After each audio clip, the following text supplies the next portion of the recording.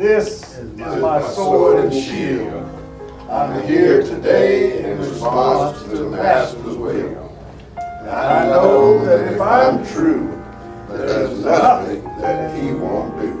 We believe it. All right, all right. Well, I tell you, this part of our study is finding David where he's continuing to feel afflicted, right, as we get into Psalm 13. And in this case, he's further exposing the fact that he's in deep distress, feeling overwhelmed by a continuing succession of what I believed, and the author points it out too, of attacks from the king.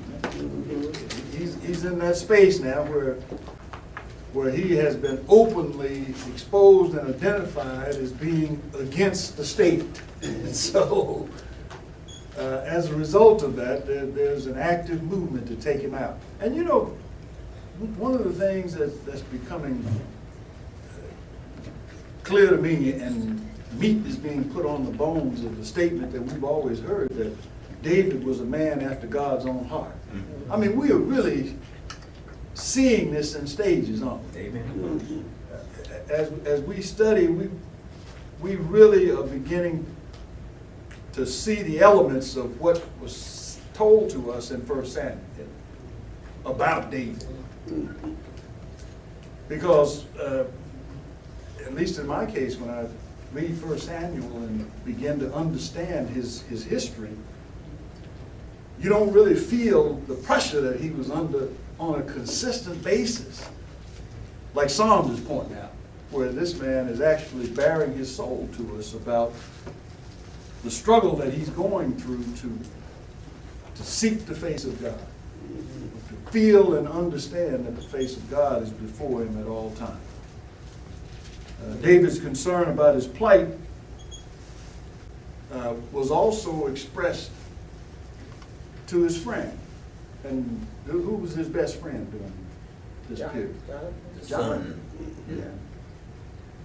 I mean, he expressed what he was going through, and it really got his friend in trouble with his dad, didn't it?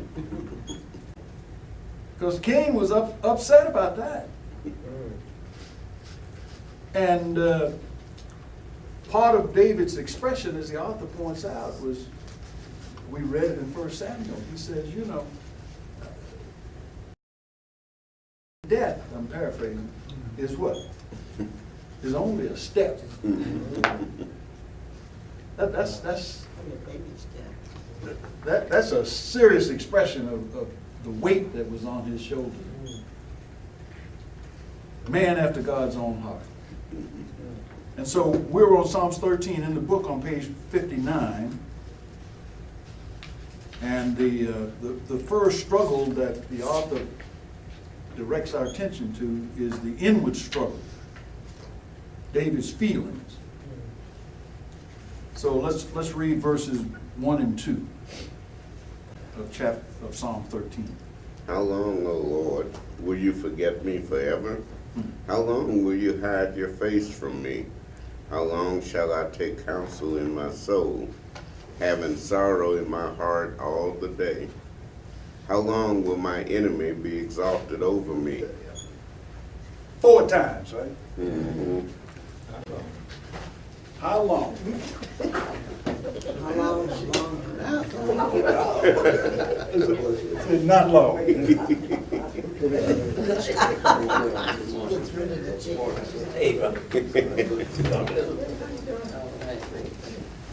But Mo, we can edit this out. I'll be back. Hey, how you doing? I'll go back to school. Another weekend.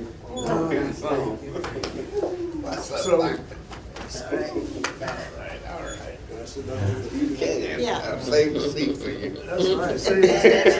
Save the lung power. So how long is the question? And we've heard that before, haven't we? Yeah, to our Lord.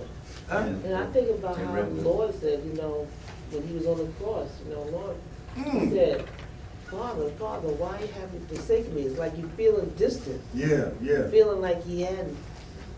I mean, here two men declared, you know, at that time, declared loving the God, and then they felt like God had turned their back. Well, that's really some painful distress. Yeah, That's yeah.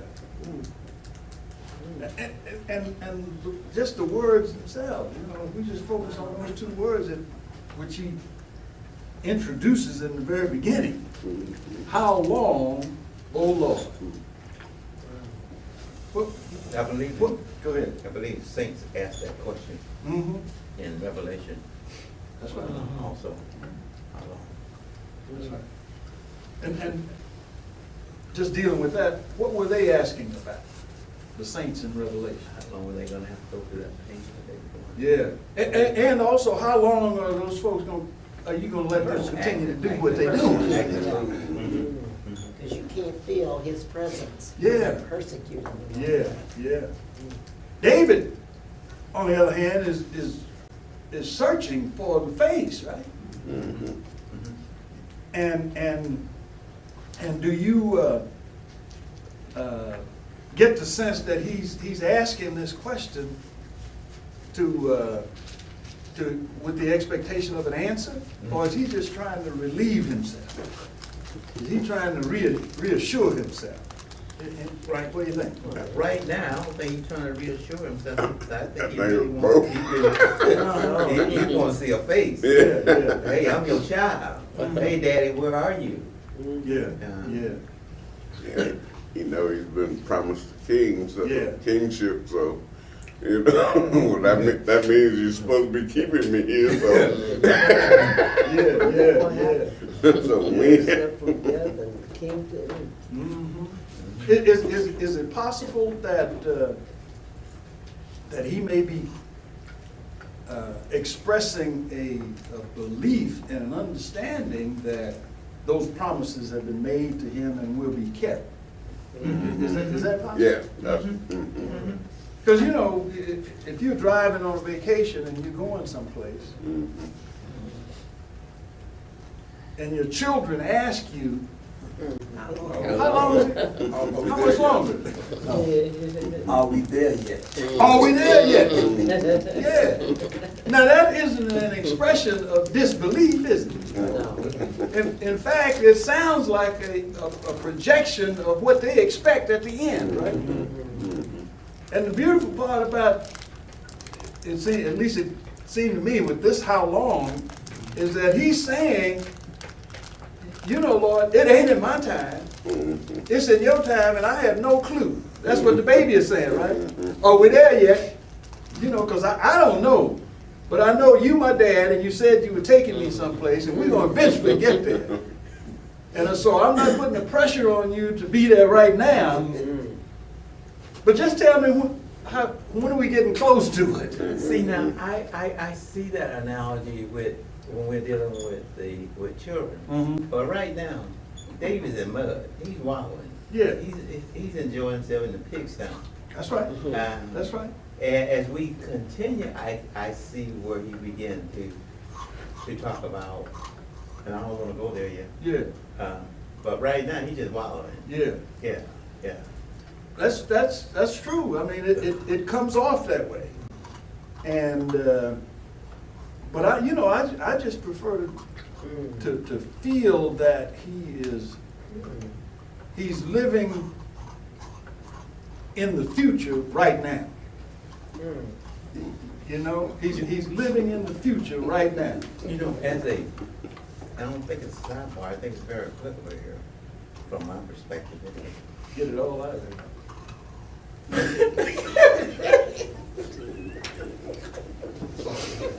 Is that I personally feel David, because I've gotten so excited and trying to defend myself against the enemy until this thing of truly calling on God and realizing and knowing God's gonna come. Yeah, But yeah. right now, it's just a case that I don't feel you. Yeah. I feel like I'm by myself here. And I mean, I haven't even gotten there on, as David is moving along here. Yeah, yeah. It's just a case that I'm defending. If this doesn't work, I'm gonna try this, type deal. And I know, if I stop and think, I know I'm a child of God. Yeah. I know He's gonna be there. But Yeah. right now, I'm feeling pain. Oh, yeah. And I feel his pain. Right, Yeah. right. And he expresses that as we get into the passage, but he does it in a way that doesn't eliminate the possibility of him saying, you know, how long, and mean, I'm looking way down the road. You know, I just don't know when it's gonna happen. And so I'm expressing that desire to let God know that I need you. You know, I need something from you. It just seems like if he's a man after God's own heart, and we're seeing the expression by pieces of how he's trying to get God's heart, that this may be an action on his part, which may ought to be something that we consider, but we don't try to pin God in.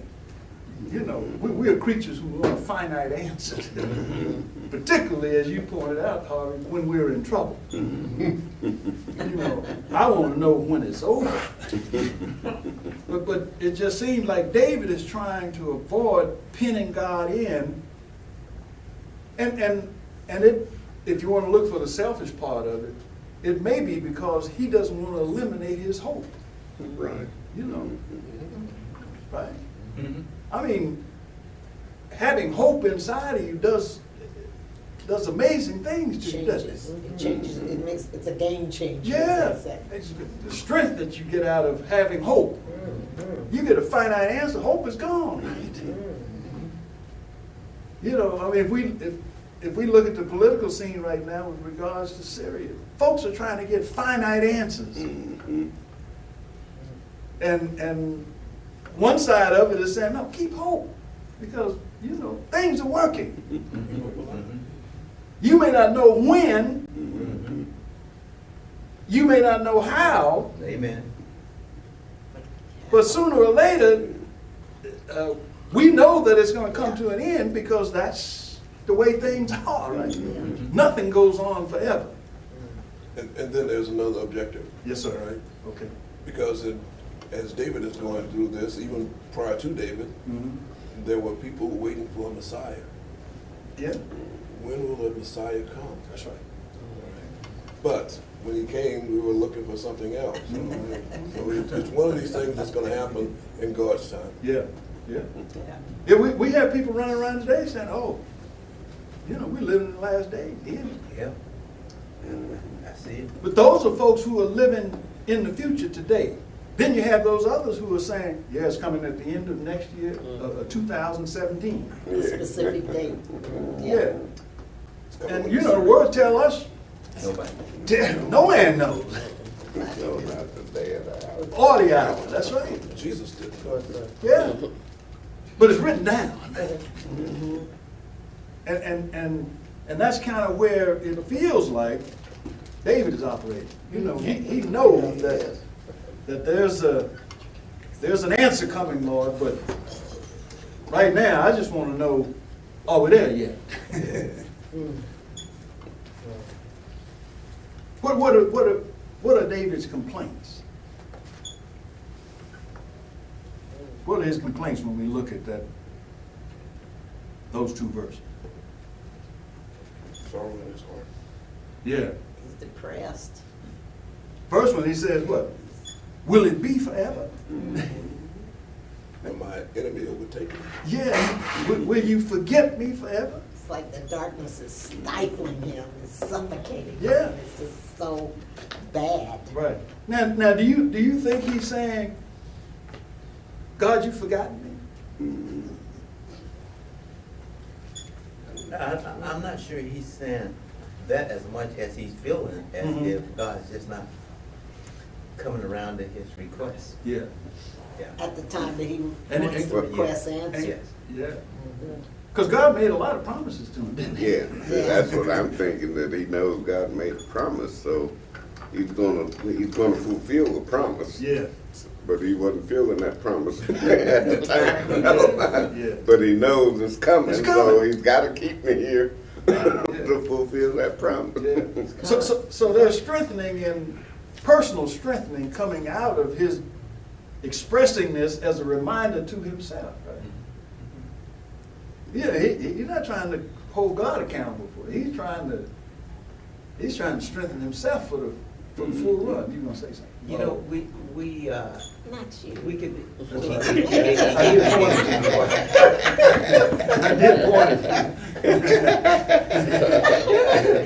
You know, it's as when we're suffering, we know that God can overcome, intervene, Mhm. but we want to know when. Yeah. Because that whipping is painful. Yeah.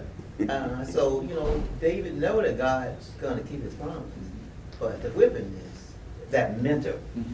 because he's gonna do mental, it could be going through mental depression.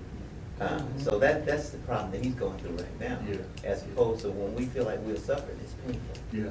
Spiritual, painful, physical, painful, any kind of painful, it's painful. Mhm. Yeah, but, you know, we know that God will intervene at some point in Yeah, time. yeah. And- I don't know, you know, I'm not sure that that's what I'm getting out of what he's saying, because, you know, because we had to go read a little further, because he Mhm. is talking of, I mean, we're human, and when we're going through something that puts us near the close to death, and you just said he was feeling like he was one step from death, I mean, that's very real, in our human form, that's very real, you know, it's not, it's like a knee-jerk reaction kind of, I mean, you feel like you're facing, that it's not something that you're gonna think that, you know, maybe he's not, you know, I mean, you may in the back of your head have this problems, but right now you're facing something that's head on, Mhm. and he's dealing with his survival, he doesn't, you know, I know you promised, but right now, I mean, I'm seeing this lion right in my face, I'm not sure, you know, it's gonna come in a time when so I actually feel his distress, Mhm. and he talks about it, and, you know, as we go further, he talks about his death. Yeah. You know, give me strength before I die, he's talking about that, Yeah. so. And so is it possible then that this is an exercise, just looking at this first little piece, will it be forever? Right? Will you forget me forever? That he's speaking out of a sense of questioning God, or looking for a way to remind himself of all those promises and the covenant that God has with him, so that he can get through it. Well, you know, I'm thinking this. Don't go silent on me now. Really basic, I guess, but because I think of when I was in labor. Yeah, is this Came forever? out. We'll take your word. No. This is pain, it can't go forever, you know, I Yeah. mean, that's what, and then after that, you have the birth, and you realize the gift was worth the pain. But I think at that point, Yeah. How long? how long? 5 minutes is 5 hours. So you look at, and at that point, that's where you are. You Yeah. are, you know, how long, Yeah. and whatever. So I think in our humanity, we know there's an end, Mhm. but at this point, it can't come soon enough. Right. Which says that you don't give up that hope, right? Yeah. No, you can't. And that's what David's talking about here. Yeah. I mean, I know when I was going through chemo, and you probably the same, you know, start losing your hair and weight and all of that, and the whole time you're remembering that the doctors told you you're gonna go through this, They can tell you. but then they to paint stay. the other picture Yeah. that it'll come back, you know, all that'll come back. You know, for example, I don't know whether anybody has had a virtual colonoscopy. It's good, it's great, it's ideal, But there's a point that you feel like that is this worth it? And it only lasts probably a couple of minutes, but you feel like it's for hours. It's that painful. Yeah. But you know, so you know, my point is the same thing. When we're going through whatever we're going through, it may be painful and so forth, but we know Yeah. that God will come through for us. Yeah. And so that hope, you know, that sense of understanding how it feels to get through something. You know, you ever taken on a project and that you've done before, and you suddenly think about, oh man, all the work I gotta do Thank you, to get this Jesus. done. But then you remember how great it felt when it was over.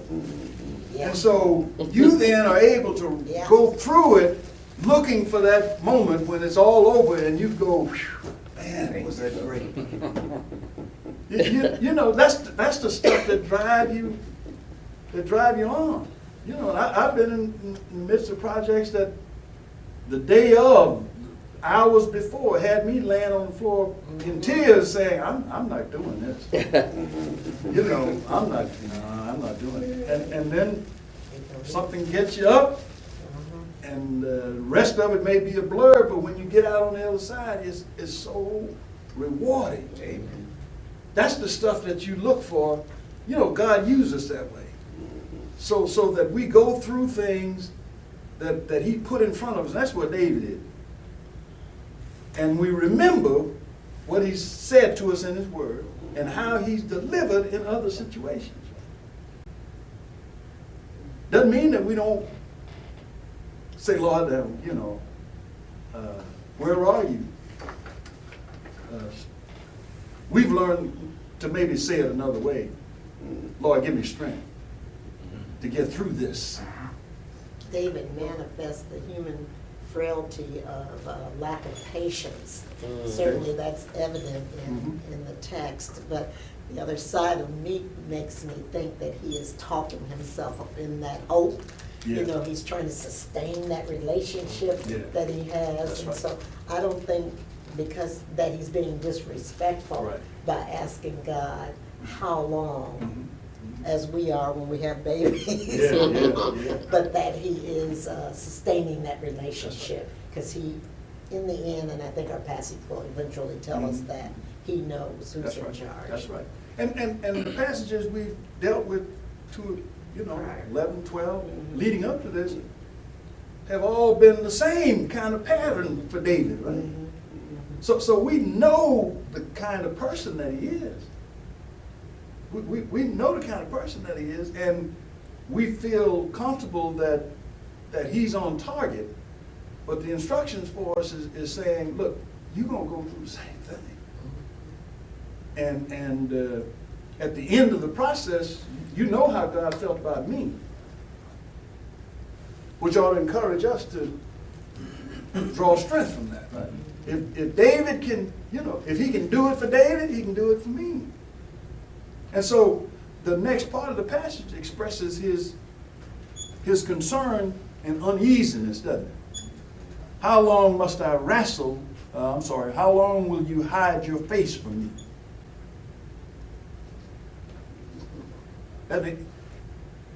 He wanted to be cared for, doesn't he?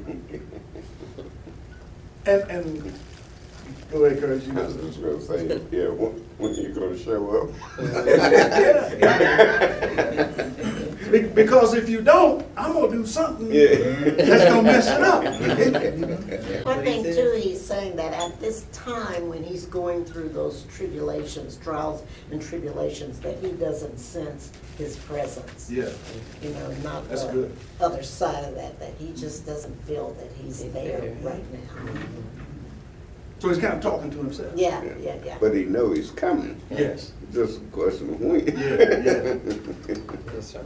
So help me, Lord, not to get out in front of myself.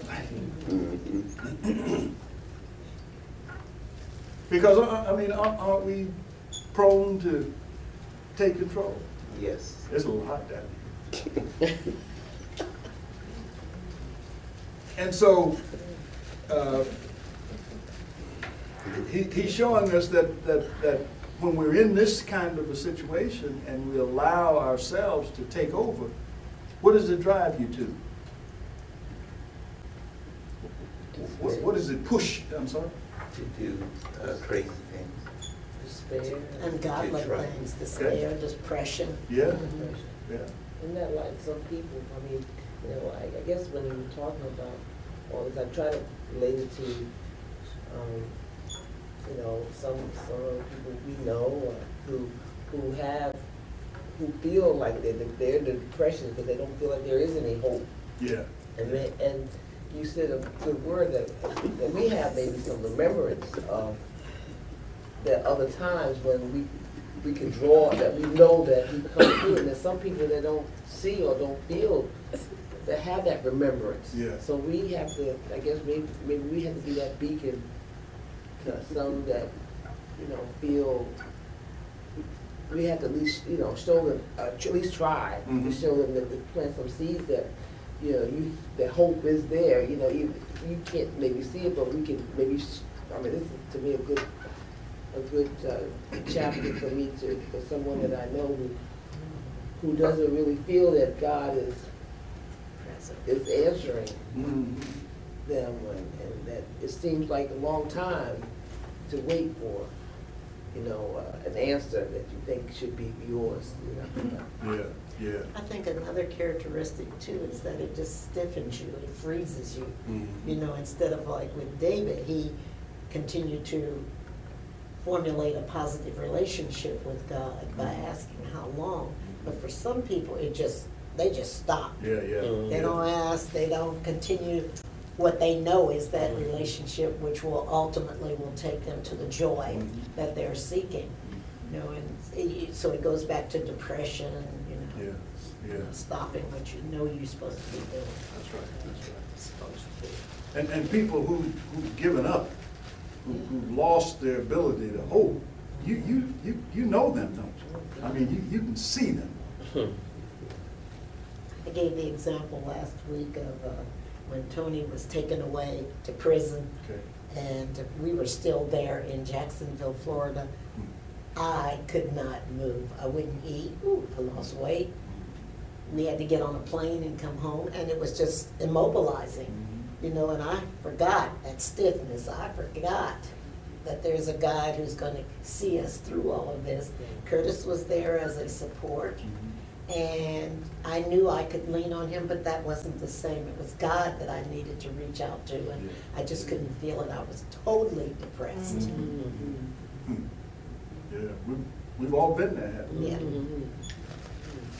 We've all been there.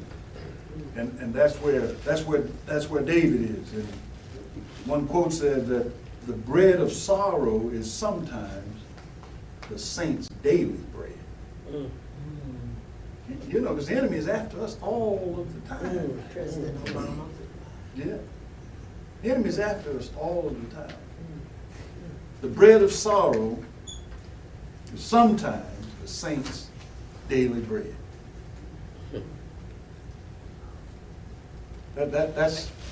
That's where David was. You know, as we read the Psalms that he's offered, he's telling us, you know, every day, man, I was under the gun. And in order to make it through, these are the things that I've had to go through that kept me strong and strengthened to survive. What was the other thing that troubled him, that caused him to complain? How long will my enemy be exalted over me? Yeah, How long will my enemy get the good stuff? yeah, yeah, yeah. Their prosperity. Not only do I want to overcome my ability to let you take care of it, but for those that are out there, I'm concerned about them overcoming me for a very specific reason.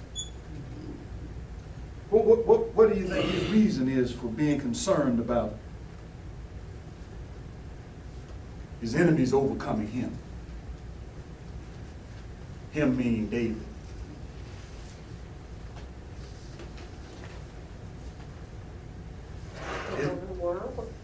Taking over the world? Okay. Yeah, they become inoculated to Mhm. the beauty, the love of Jesus Christ. They, Okay. you know, the world is going in a negative direction. Mm-hmm. Well, evil prevail. Yeah, that's, I mean, you know, it's like what we're going through now with this whole ISIS craziness and, you know, just, I mean, you know, people feel evil will that be the dominant, you know, everyday battle when people worry about flying, Yeah. people worry about going to different places, you know, hearing such, you know, atrocities. I mean, I can't even believe these people, they're not human. I don't believe people are even, they're not even human. But, you know, it's, so you want to know that you have to send your mind, I mean, the constant love of God, I mean, He is, that's the unchanging, that was what I was thinking this morning, is that, you know, everything that's changing in this world, but that's the one thing that doesn't change, you know, God's unchanging hand. I was thinking about that song this morning, God's unchanging hand. That's a constant that we don't, it's not, you know, you can't divide it, you can't separate it, it's there. Yeah. Those of us that know it, we have to try to pray that to the people around us that, That's right. that they're not going to prevail. Yeah. That's So right. the author also points out, and David, in this case, he's trying to draw from his inner strength and so forth Yes. over a prolonged period of time. And the author points out how you can be deceived by your own thoughts and feelings and so forth. And so that's why all of a sudden he's, you know, you look around and everybody else seems to be prospering. Yeah, yeah.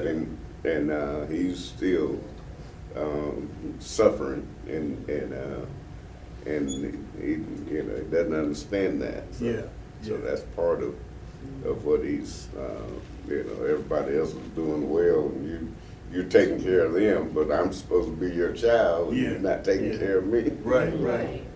Yes, sir. There was something else on the bottom of page 60. Okay. Page 60? Page 60, the last line down there. Maybe you should go up a couple of lines, but it speaks of David being ill, possibly in danger of death. If he died, what would happen to the throne of Israel? And on to the next page, one more sentence.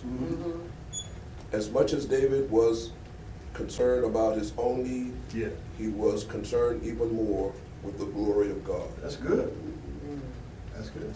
So his expression and concern about the enemy having victory over him was not important. It was because it would demonstrate that God couldn't do what He said He was going to do. yes. Because if I'm gone, how am I going to be king? Yeah. But because that's what you said through the prophet. I hate to jump, but in that chapter, I mean, you go from the beginning to the very end, you know, he goes full circle and he comes back, you know, he revels, as you said, from that last statement from the book, that, you know, he sings the praises of the Lord. You know, he might have been in despair, but he finds some way to he finds some inner strength to say, Lord, I know that, you know, you've been always good to me. You know, you've always taken care of me. And I mean, he finds it. He finds that hope that And he remembers. That's right. That's right. And that's where we are now. Is we're talking about his inward struggle, right? His feelings. That's what we're getting out of verses 1 and 2. His inward struggle, his feeling. He's wrestling with, you know, the internal deliberation about what is it going to take for me to. Okay, I mean, he recognized that God's got it under control, but we still go through these exercises of how can I get there quicker? And his separation lesson, it seems, out of those two verses is that he understands that God is the source of all happiness. I mean, that's what he understands, that God is the source of all happiness. And without God, I'm going to be depressed. what was the other word you used? Stiff. Stiff. Discouraged. So he wants that connection to God. Second thing is that he recognized that God is the source of all wisdom, right? So he's trying to run to God to get counsel. You know, give me the truth. Give me the word. Source of all wisdom. He also knows that God is the source of all strength, right? I mean, isn't that what we just talked about? He feels weak in face of his enemies, right? Don't give him victory. I mean, that's an expression of an interpretation of weakness that's going to come. Not for me, but for you, Lord. And then finally, he recognizes that God is the source of life itself. Doesn't he express a fear of death?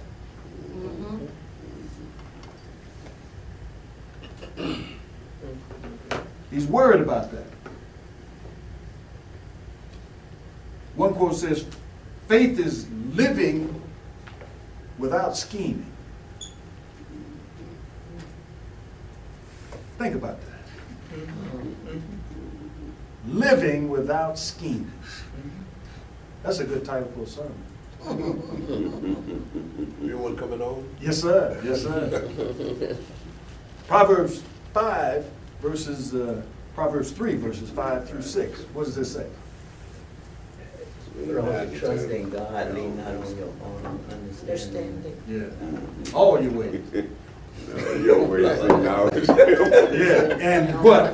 He Will direct your path. will set your pathway straight. Straight, yeah, he will make your path straight. That's what David is trying to get to. So he moved from asking how long to, as Psalms 31:15 says, I recognize that my time is in your hands. In those two, he moved in those two verses from how long to I know my life is in your hands. Hey, Red, will it be? Yes, sir. Will it be fair to say that God is telling David, you're gonna go through this, or you're gonna take this as long as I tell you you're gonna take it? Indeed. Okay. David recognizes that, Yeah. you know. Yeah, you're gonna go through as long as I tell you to go through it. Yeah. And we talked about before, when he asked the question, or made the statement, it's not a question, how long? He did that with the attitude of a child. And Brother Moore said, you know, when you go on vacation, children ask you, are we there yet? I mean, and they leave room in that question for you to say no. And them still be happy with it. But good, Right? but the child does recognize that you as the parent or source, that you have the answer. Yes. So David, he asked the proper, he knew who to ask. Yeah. Yeah. So that wisdom, he didn't ask the devil, he went to the source. You got the answer, Lord. Yeah. I gotta give you that. That's right, that's right. So the second part of our study shifts from the inward to the outward danger. Somebody read verses 3 through 4. Consider and hear me, O Lord my God, enlighten my eyes, lest I sleep the sleep of death, lest my enemies say I have prevailed against him, lest those who trouble me rejoice when I am moved. So what is David praying for then? Praying for the answer. Praying for the answer. Praying for the answer. First thing he says is what? Look on me, Lord. Well, why would he ask the Lord to do that?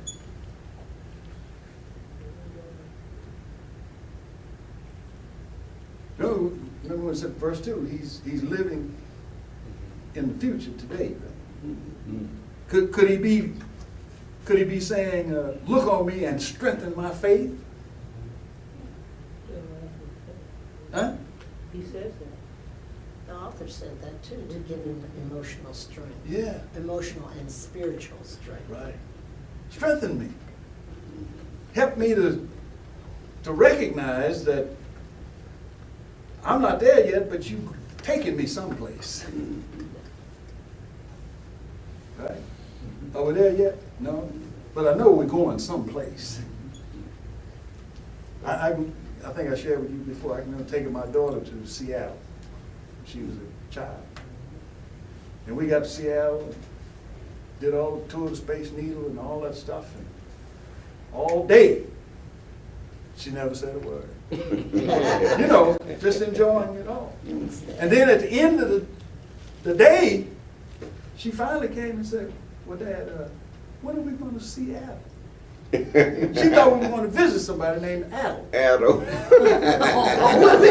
that's cute. That's faith, isn't it? I love it. I love it. Sooner or later, she believed we're going to see Adel. And all day she's been anxious about that. That's precious. That's precious. I remember Very that. black name. I want to ask the question, am I in glory? Because we're going to know that. And that's the beautiful part of where we are in our faith, is that we have faith that even though we don't see it, even though it's not right in front of us, we know that eventually we're going to get there. And unlike my daughter, we're not confused though. I mean, the word isn't confusing to us. It wasn't confusing to David at this time. As he's looking outside at the danger before him, he says, God, look on me first, strengthen my faith. Next thing he says is, give light to my eyes. What's he talking about there? Give light to my eyes. It's like wisdom. Okay. Okay. Wisdom. Yeah. Yeah. Mine says enlighten mine eyes, and I think if you're enlightened, then you're showing knowledge. Help me to understand. Yeah. It goes back to so that I can see it through your eyes. Yeah. Yeah. Fill in that emptiness that he's Yeah. having, you know, and there's so much emptiness there that he wants God to take over him. Like you say, show him. Mm-hmm. And so how would we apply that to ourselves right now? I mean, is it important as we go through these struggles that the enlightenment, the light that we hope to see in our eyes is the fact that our salvation is assured?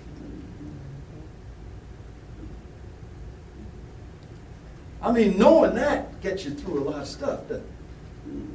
You know, if you're on your sick bed, you're like Paul, right? You know, I'd rather be there with you, but if I have to linger here and work a little longer, I'm okay with that too. Right? That's the light that we have that allows us to get through the issues of life that he's talking about here when he talks about outward danger, his foes. What's the next thing he said?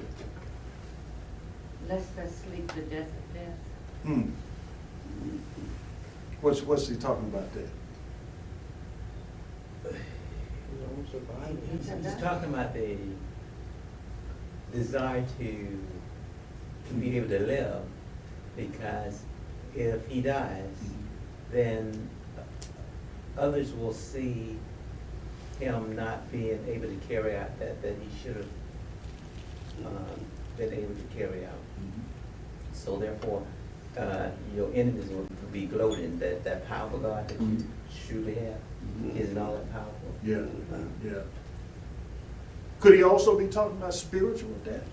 Could be. Yeah. He's saying, could be saying, Lord, I don't want to lose my faith. So send me some encouragement. No way. Guide me. Because I don't want to lose my faith. Physical part is important. The spiritual. Spiritual part is the ultimate. The cat's meow. Because, our time down here is very small compared to eternity.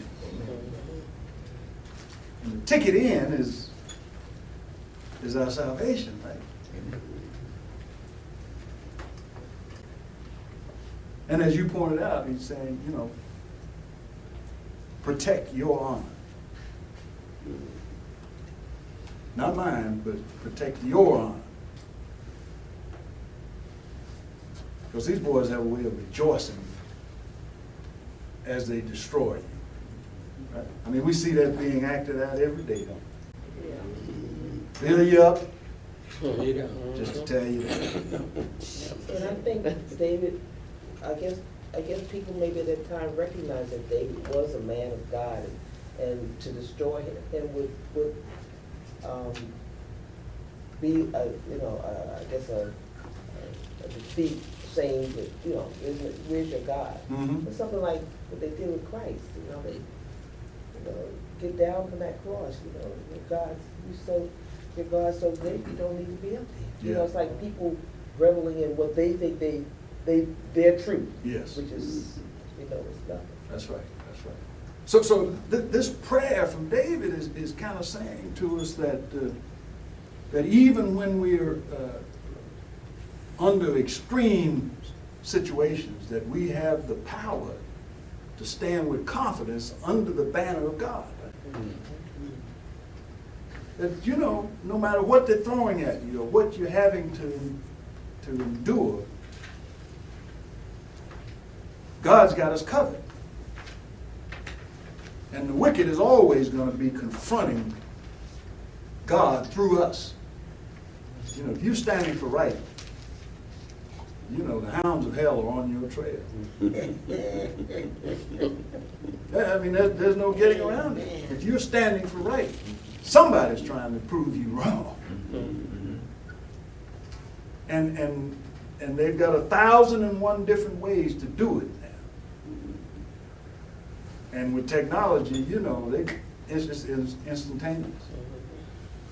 But on the other side, the positive side of it, and I think we've talked about it before, there used to be a time when, the saying that when truth gets out of bed, lie has circled the globe a certain number of times. Well, now it's the other way around. Truth catches up and passes it, because of technology. Lies don't hang very long. I don't know. Before it may hang, and those folks who are enlightened with the truth won't fall for it. But those who don't know the truth will certainly get caught up in it, because it doesn't go away. And I think that's kind of what I'm saying, is that a lie goes out there, but the truth of the situation beats it around the world now. And which is a harbinger of danger for those of us who know the truth, that we need to speak up. I guess a sidebar Yes, sir. is, and I see it from a political perspective and journalism perspective. Mhm. They throw lies out. Yeah. The lies may be corrected, but that lie is still still out there circulating. Yeah. Whether it's because we are lazy, I don't know. And the person that put it out there know what the strategy is.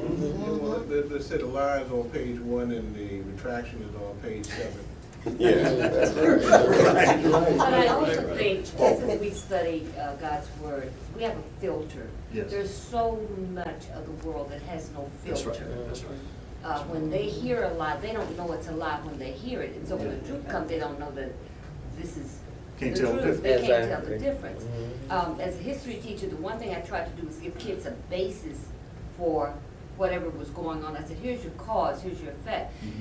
These are basics. So when someone says something that defies the basics, you have a filter. That I don't want you to change your opinion because of me, but I want you to understand that this is what history is. Yeah, This is what it is. Yeah, Filter it through that. that's right. They have no filter. Yeah.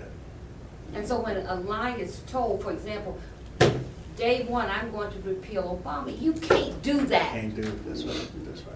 No president has that power. We have a checks and balance system and all of this kind of stuff in place.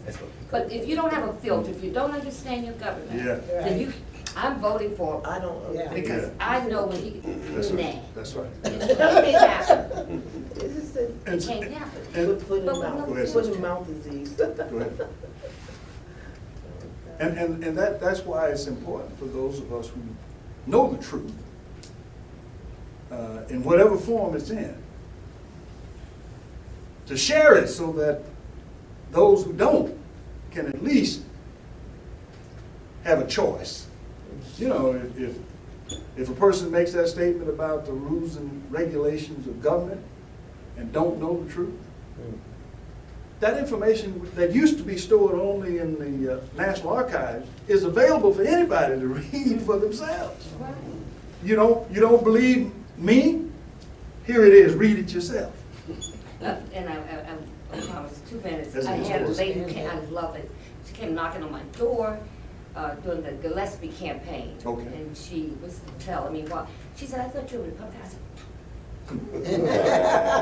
and I proceeded to tell her why I was a Democrat, what I believed. And I talked to her, I said, they voted 44 times against Obama. I said, this man is saying already he's going into for a losing cause. And her name is Henny. And when I saw the guy, he had dropped up, he Henny, rolled the up sky and is down the street, falling. up and down the street, because I wouldn't shut up. Mhm. And when she left, she said, you know what? I didn't know all of this.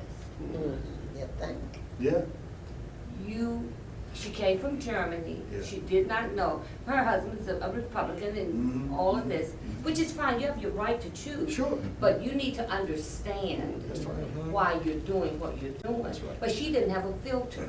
She only had his viewpoint. And I said, I want you to think about it. Yeah. Yeah. That's good. That's why you can't just watch Fox, but you need to watch Fox. Yeah. Understand what I'm saying? There's a Well, you dichotomy gotta get there, both so you can be sides. aware of Need what the balance. pundits. Right. All Yeah. of them. Yeah. Right. But you also need to greet the stranger who comes to your door, Yes. not representing what you represent, That's right. so that you can educate them. That's right. That's right. And Correct. give them something to think about too. Because she didn't know that, she didn't know that in 2008 when the president came in, where the stock market was and where unemployment was and all of this stuff. They had to give her a lesson. Yeah. It was my joy. That's It right. was my joy. Yeah. And it takes time, but what do we have but the time to teach Yeah. and to give that foundation? That's great. Yeah, because if we're in a room of like-minded people talking to each other, we may feel great. Preaching to the choir. But when we go outside, it's a whole different ballgame, right? Yeah. Yes, sir. I'm just thinking on the same since you said Kentucky. They had one of the better progressive healthcare, but they went out and voted a governor in who's already said, I'm going to eliminate it all. And even people who needed the healthcare voted for him. That's right. So that, People that And- have never had health care And his before lieutenant governor's a voted black for woman. Yeah, yeah. So we will Oh, see yeah. what, Who we'll doesn't see how it step plays out forward in and speak Kentucky. out? You Yeah, go and to they're all Speak out. concerned that Do you- we're gonna lose our health care. I thought, yeah. Yeah. voted for him. Do you know that 80% of the people who get use of the healthcare system in Kentucky are non-minorities? That's right. Yeah, that's That's right, right. that's right. Think they can- So we'll see how it plays out with them. Oh, yeah. Absolutely. So having knowledge That was your one. and being aware of where you stand, particularly in your prayer life, as David is pointing out to us, is critically important. And that takes us to the next step in the study, which is the upward look. That's right. That's where the prayer part comes in. The upward look. And it's talking about his faith. Somebody read 5 and 6. See, we're going to get through this one. All right. But I trust in your unfailing love. My heart rejoices in your salvation. I will sing to the Lord, for he has been good to me. You know, now he knew that in verse 1 and 2, but he's sharing with us what he had to go through to get to this point. So what is meant by his, when he talks about God's love and mercy? What's he talking about? His remembrance, his knowledge, his wisdom of who his source Yeah, of strength is.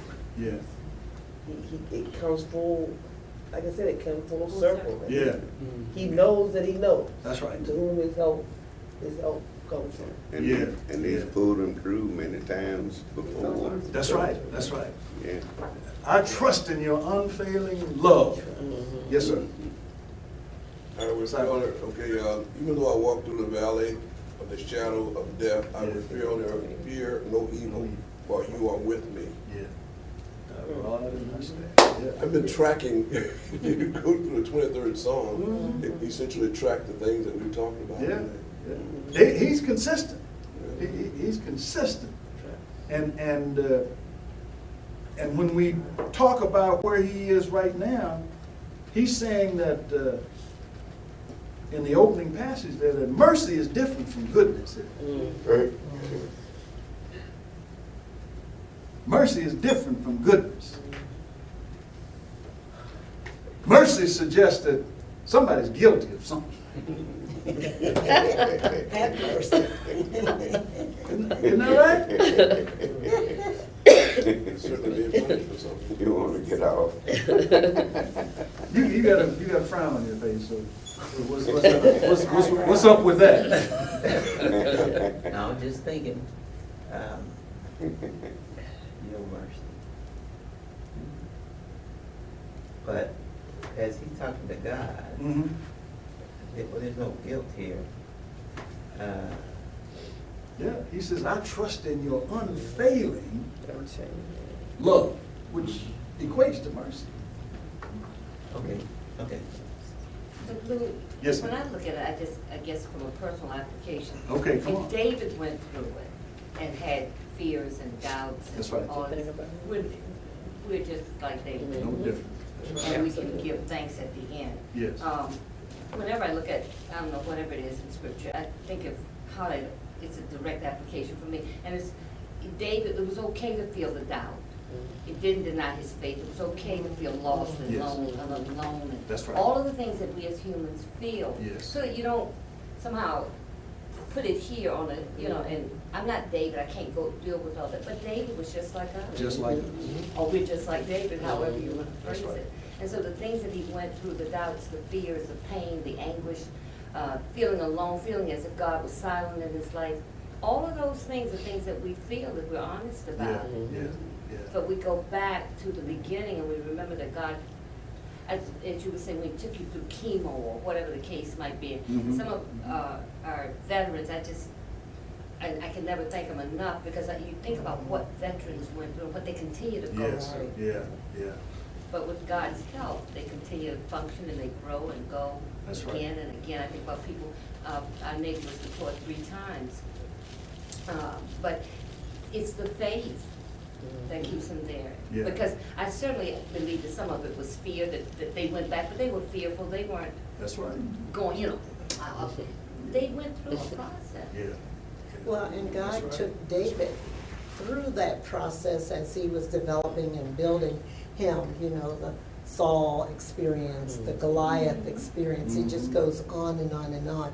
And how real and comparable that is to our lives as to how he wants to build us. Yeah. The story of David, to me, resonates as probably one of the most realistic.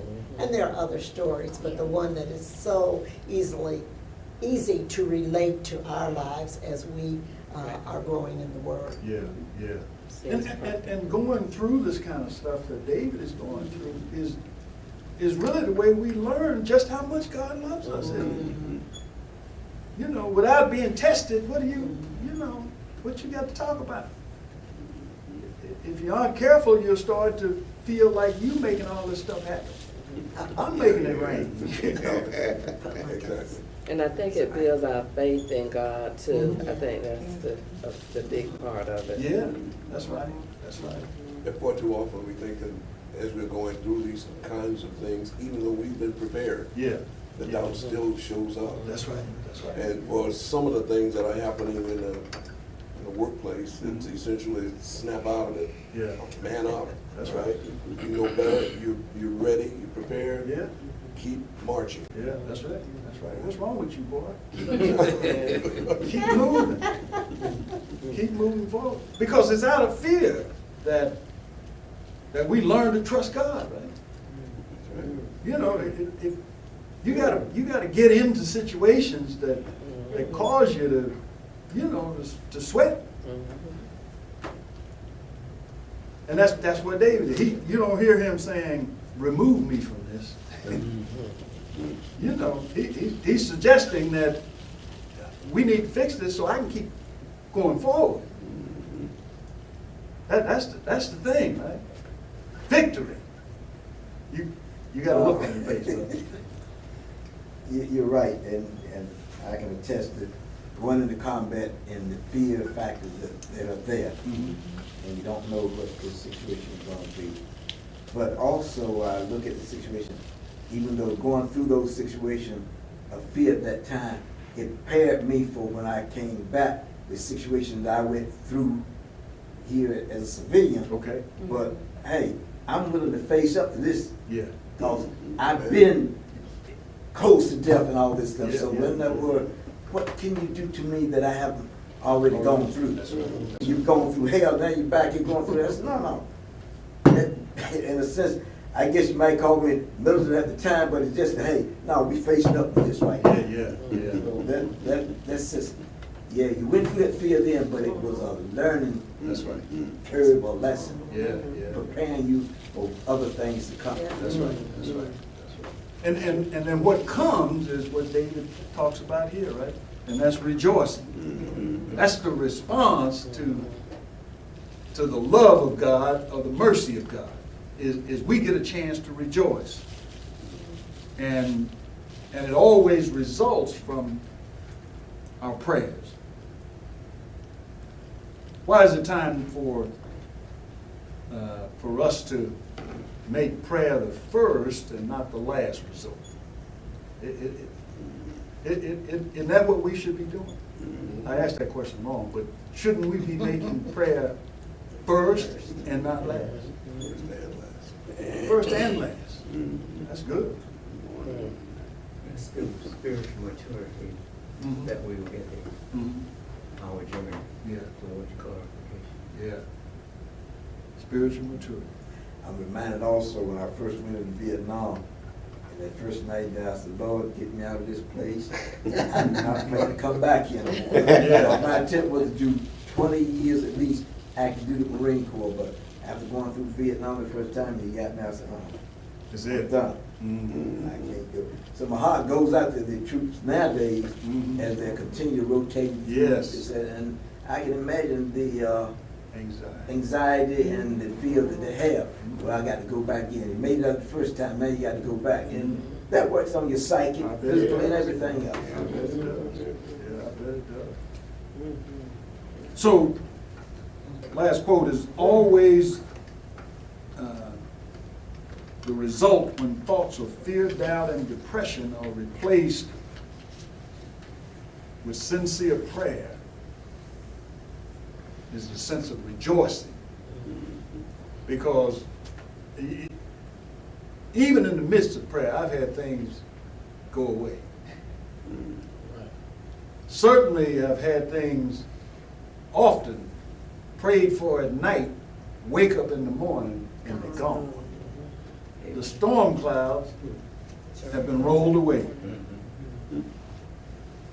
So in closing, in this chapter, David stopped looking at his feelings and his enemies and started looking for what? Into the Lord, after the Lord, upward to the Lord. Started looking to the Lord. And that's where we all are. Yes, sir. You prepare a table before me in the presence of mine enemy. You anointed my head with oil, my cup runneth over. Surely goodness and love will follow me all the days of my life, That's right. and I will dwell in the house of the Lord forever. That's right. Not surely, surely. Yeah. Yes, sir. Cheryl. It's a southern drawl. Yeah, right. That's right. Surely. That's a wonderful, thanks for tying that together, because that is so, that's so beautiful. Did I miss anything in chapter 13? Grandbabies will Praise the Lord. appreciate that. Huh? Grandbabies will appreciate that. Yeah. Praise the Lord. All right. Well, we'll go to 14 next week. All minds clear? No, you need to give us Week schedule. after. The week after is Thanksgiving. Yeah, man. Yeah, yeah. So, We got it. we're not meeting next week? Now meeting next week. Some people had asked about when is the winter Christmas vacation for this class. Do you know the dates? Don't know it yet, but I'll send it out to everybody before the day is out. What do you guys think? You gotta, you know, certainly, we usually do it, stop the week before Christmas. Yeah, because we have. Last Thursday, before Christmas is the 17th. That's a good day. What about that? 17. We'll finish it on the 17th. Does that work? That's Thursday, And then resume in January. first Thursday in January. January, what? What's the first Thursday in January? 7th? Seven. See, these guys got these calendars in their head. Seventh of January. I don't have that kind of room. Go to first one Friday. Okay, and by the way, the 17th, we think, is the day of the prayer breakfast, What? right? Isn't that what you told? Yeah, that's what I told you. Always come here first. Well, you'll know. Prayer We'll breakfast is send the out one. 17th of December. I wish I got an email this time. I haven't got Did you get the Sunrise updated class list? That's why. Okay. Did everybody get one of these? You need to. I'll bring it to you. Okay, all minds clear? All right.